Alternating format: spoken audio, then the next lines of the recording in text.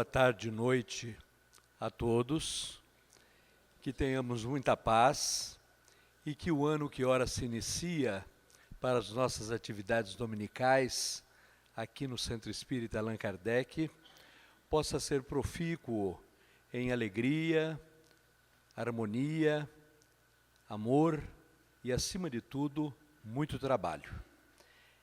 Neste ano, a USE volta a trazer o tema Espiritismo e Atualidade. Nós o faremos durante os 12 meses do ano. O mês de janeiro é um mês onde nós iniciamos a atividade e trazemos um tema e um assunto que não é propriamente um tema, basicamente institucional.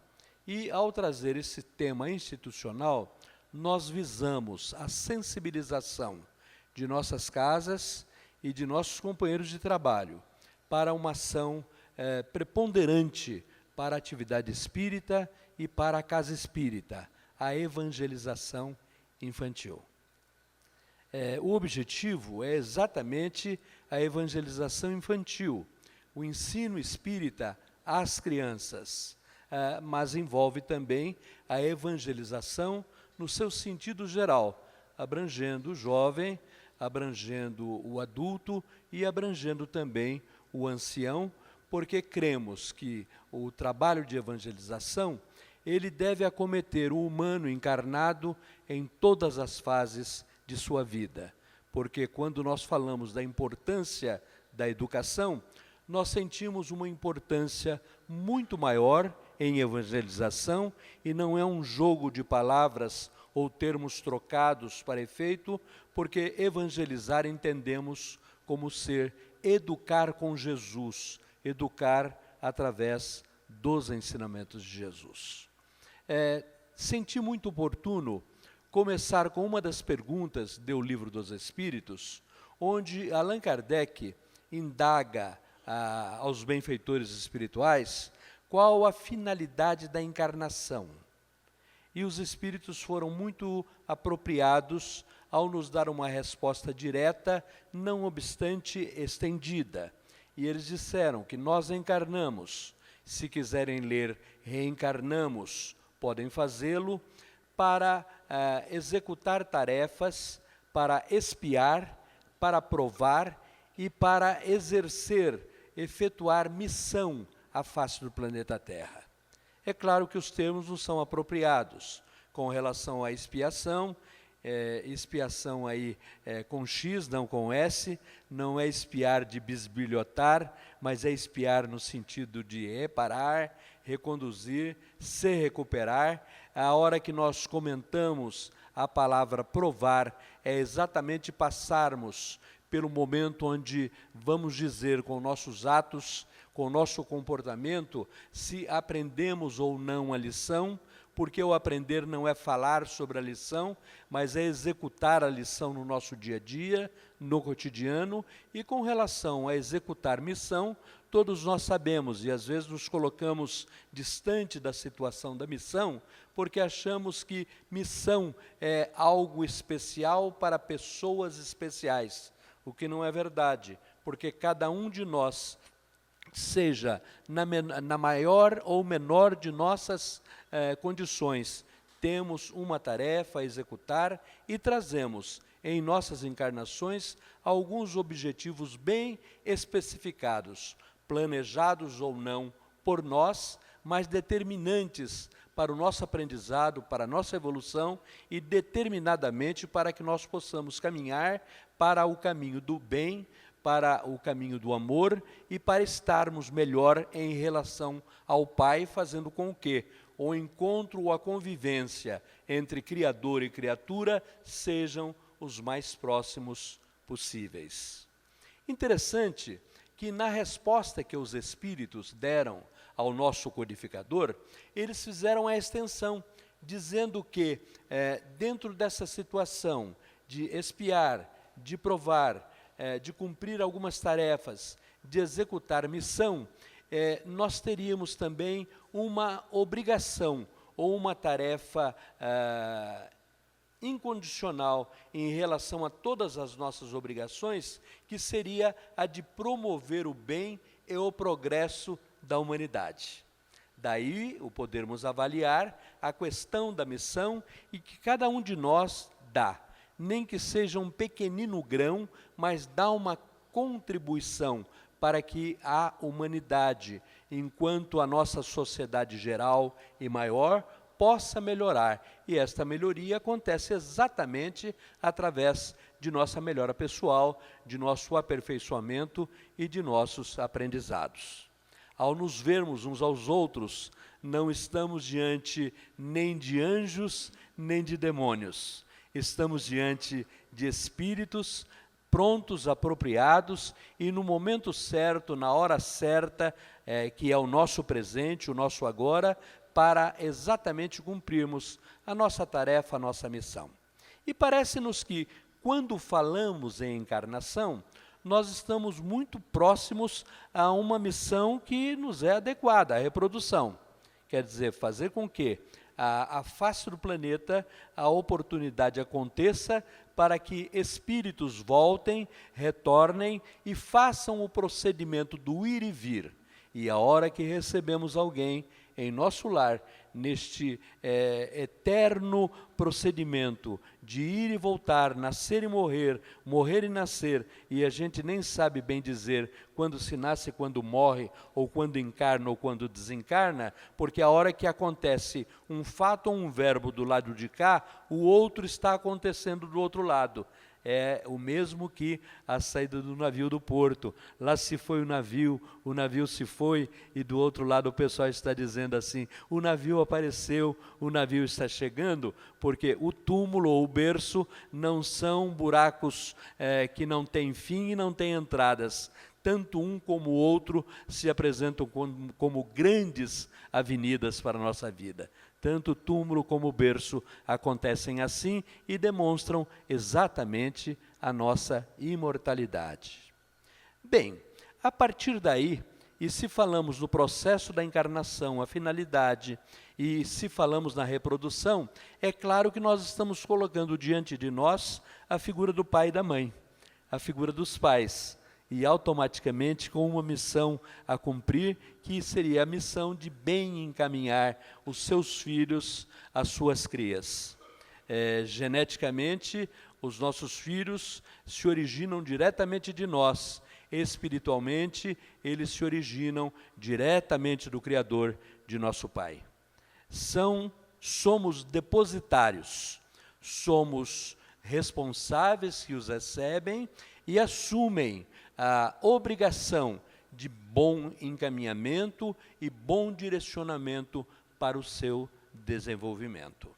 Interessante que o pessoal da área da psicologia faz uma divisão pedagógica, didática, para melhor facilitar o estudo das fases de nossa vida, comentando sobre fases de nossa vida e o que acontece nestas fases de nossas vidas. E apontam estes que vamos começar pela primeira fase, que é a infância, onde a nossa base de comportamento fundamental está alicerçada no exemplo que recebemos e na imitação cega. Uma criança, em sua primeira infância, ela segue exatamente o exemplo, o que vê dos pais, e faz uma imitação cega. Nesse período de sua vida, ela busca o que é bom e o que é útil.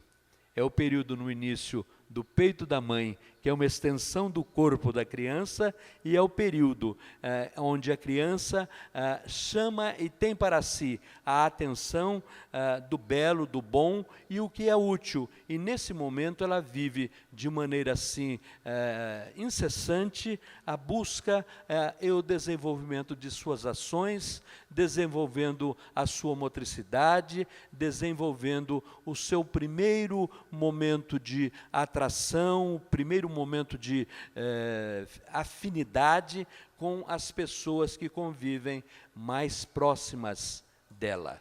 A figura do pai e da mãe, nesse momento, são fundamentais. Diria que insubstituíveis, não obstante, possa acontecer em famílias ou em situações onde, através do procedimento social, caridoso, fraterno, solidário, a ambientação de crianças não consanguíneas dentro de lares, mas em qualquer da situação, a figura do pai e da mãe, consanguíneos. Os pais, geneticamente falando, são figuras importantíssimas para a formação, nesta fase da criança, de sua personalidade e de sua performance diante da sua vida, diante da sua existência. É o momento do agir, é o momento de se movimentar, de sentir o mundo e de ganhar o mundo, num processo de conquista, de descoberta e num processo, acima de tudo, de amadurecer nesse setor para se preparar para o segundo momento, que é a pré-adolescência, onde a sua base de comportamento continua sendo o exemplo, só que agora a imitação não é mais cega, a imitação é amorosa. Então se segue o exemplo da pessoa que se quer bem, da pessoa que cativa, da pessoa que dá afeto, da pessoa que compreende, da pessoa que dá o colo, que dá a palavra, que dá a proteção, e onde a criança se sente realmente acolhida, aconchegada e amada. Então nós temos aí uma procura do que é belo. Saímos do útil e do bom para procurar o que é belo, e a criança desenvolve o sentimento. Saímos então do agir, acomodamos-nos no agir, adquirimos o agir e vamos exatamente ao sentir. E a criança já monta e estabelece o princípio de família, do campo de amizade, do grupo de trabalho em termos escolares, de escola, de grupos de lazer, de recreação, e passa a viver um exemplo muito interessante, que é a imitação amorosa, a imitação que lhe faz bem de pessoas que são queridas e que vivem próximas, muito próximas a esta criança. Na terceira fase, a adolescência, nós deixamos o processo do exemplo e da imitação cega e amorosa, e nós passamos a admitir exatamente os modelos idealizados. Esta é uma situação e um momento drástico em nossas vidas, porque os pais podem ser substituídos pelos vizinhos, os pais podem ser substituídos por heróis, os pais podem ser substituídos por pessoas que nada tenham a ver diretamente com a educação e com a formação da criança, mas passam a ter em pessoas estranhas ao lar o melhor exemplo. E isso é facilmente projetado por causa das dificuldades que ele tem na convivência do próprio lar, porque pai e mãe educam, pai e mãe têm a responsabilidade do sim, mas principalmente a responsabilidade do não, para que as coisas sejam avaliadas, seja dado a estas coisas o seu devido lugar, para que a criança, o adolescente, tenha no modelo idealizado a figura do pai como este modelo idealizado, porque aí o que o ser humano encarnado, o recém-chegado em seus primeiros anos, após 12, 13, 14 anos de idade, ele percebe e procura o que é verdadeiro, deixando para uma passagem já vencida o que é bom e útil, o que é belo, porque interessa a ele o verdadeiro, e ele vai se embasar exatamente no desenvolvimento da razão e da justiça.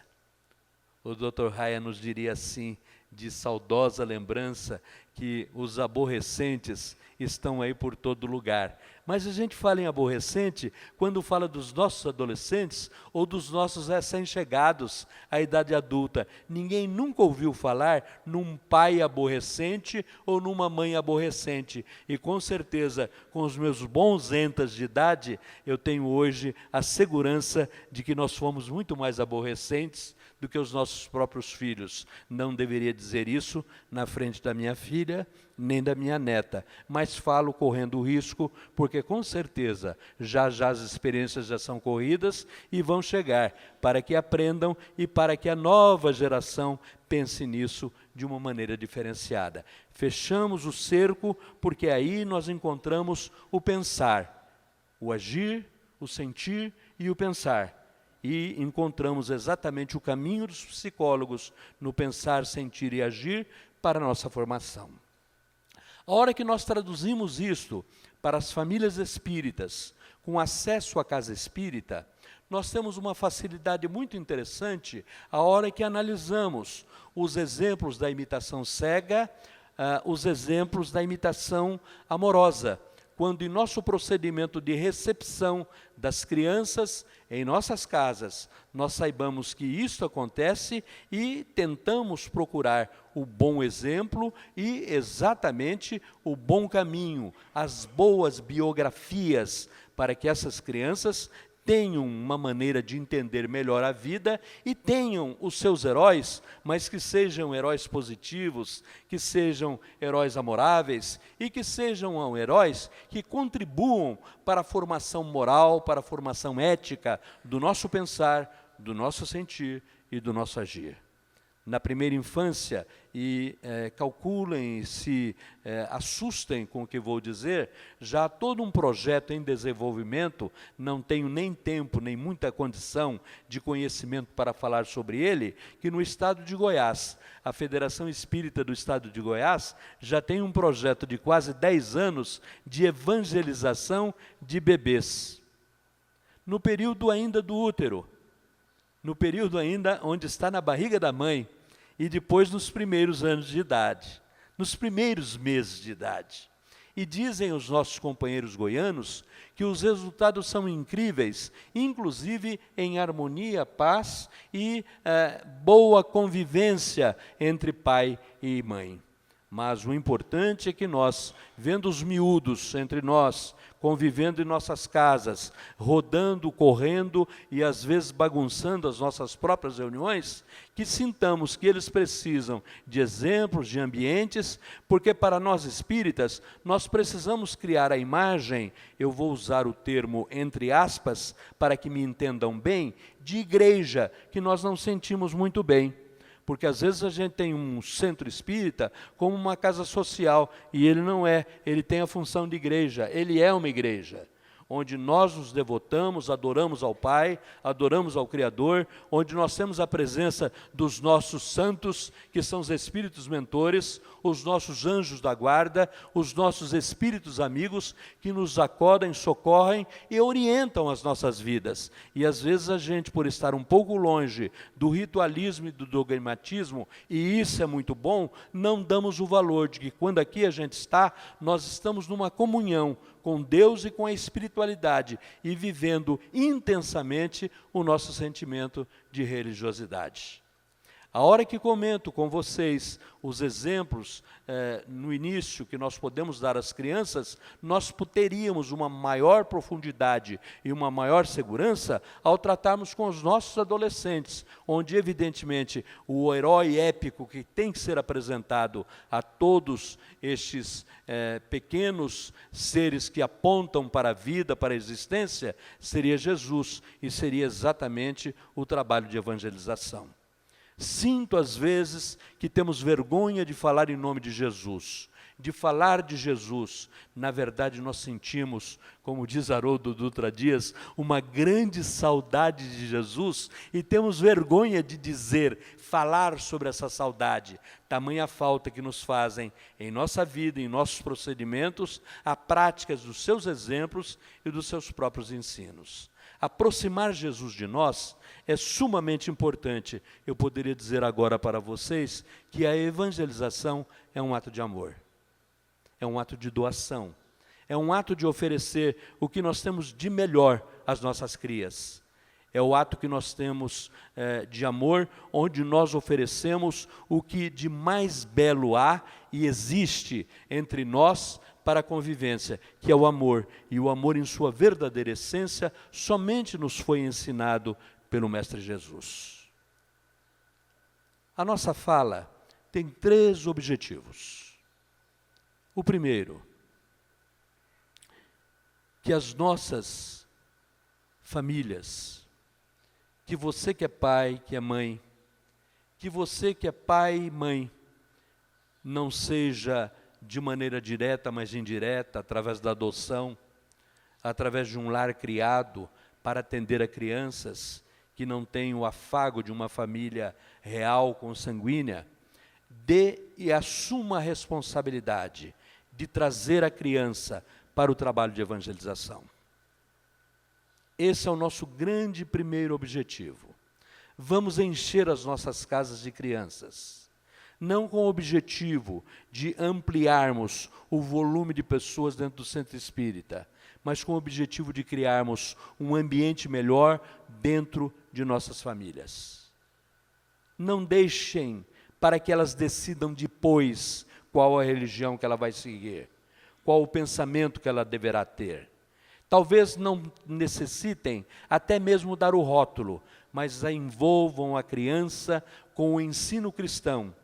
Na pergunta 625 do Livro dos Espíritos, os Espíritos foram muito claros que o melhor exemplo que nós tínhamos era Jesus. Está lá, vede Jesus, ou única e simplesmente Jesus, e que não foi um exemplo que foi dado, que foi apontado. Não, os Espíritos foram muito claros. Foi um exemplo que nos foi oferecido. Isso tem uma amplitude muito maior, um significado muito maior deste oferecimento, quando Jesus nos é dado como guia e como modelo. Então, aos pais, a nossa primeira palavra, o nosso grande objetivo, não deixem para amanhã. Se o horário não for bom, discutam com a direção da Casa Espírita um melhor horário. Não se sirvam das pessoas do centro espírita para tomarem conta das crianças durante o trabalho dos adultos. É o inverso. Os adultos têm que vir ao centro e ter todo o cuidado para com as crianças, porque nos horários que lhes são próprios, elas são o protagonista principal. Elas são exatamente o objetivo principal. Têm que ser tratadas como tal. E tanto o pai como evangelizador, exerce uma função fundamental. O evangelizador não cobre o pai, ele auxilia e facilita o trabalho do pai, da mesma maneira como o professor do banco escolar normal, tradicional, também não substitui o pai, porque a função de educação é de pai e de mãe. Em segundo lugar, nós queremos falar da casa espírita. E parece-nos que no Allan Kardec a gente não tem assim um recado tão proeminente para se dar, porque sabemos do trato que é dado às crianças aqui. Todavia a gente gostaria que o trato, onde o trato existe e é bom, seja intensificado. Em novos horários, em novas oportunidades. A casa espírita é uma casa muito ociosa, se fosse empresa quebraria. Porque nas 24 horas do dia, nós não ocupamos diariamente 8 horas de nossa casa.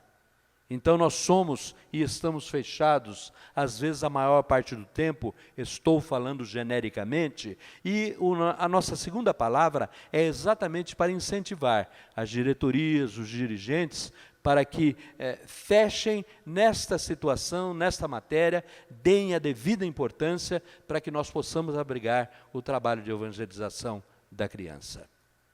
E a nossa terceira palavra é voltada a você que nos ouve, você que tem alguns recursos na área de educação, você que tem alguns recursos na área de letra, você que gosta de ler e sabe contar histórias, você que poderia se dedicar dentro da casa espírita ao trabalho de evangelização.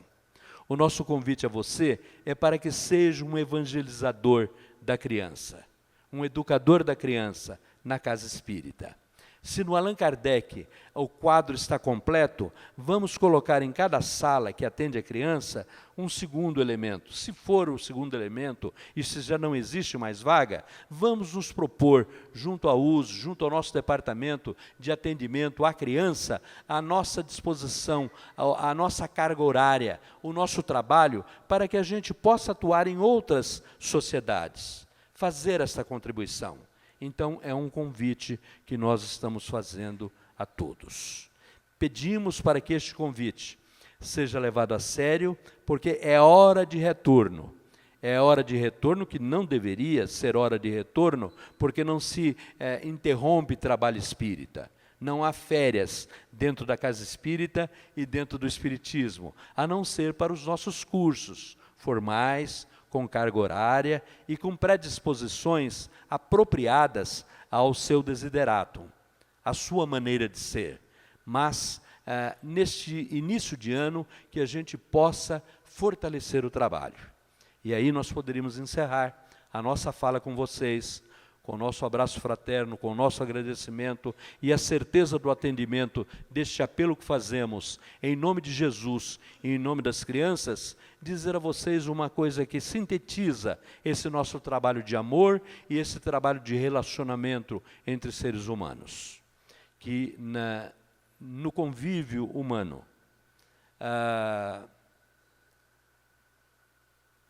a emoção que possibilita a nossa coexistência é a que se fundamenta na aceitação do outro e no respeito mútuo. Essa emoção é o amor, e isso nos leva ao encontro de Jesus. Em nome e para favorecer, ampliar e engrandecer a nossa coexistência, pensemos nisso, pensemos nessa grande emoção, pensemos no respeito mútuo e na aceitação do outro. E vamos compartilhar essa emoção, a qual nós estamos dando o nome de amor, como grande clima para a nossa convivência, para a nossa existência e para o bem-estar de nossas casas espíritas. Que Jesus nos abençoe, um bom ano a todos e que possamos ter muitas alegrias, mas acima de tudo, muito trabalho em 2016. Muita paz.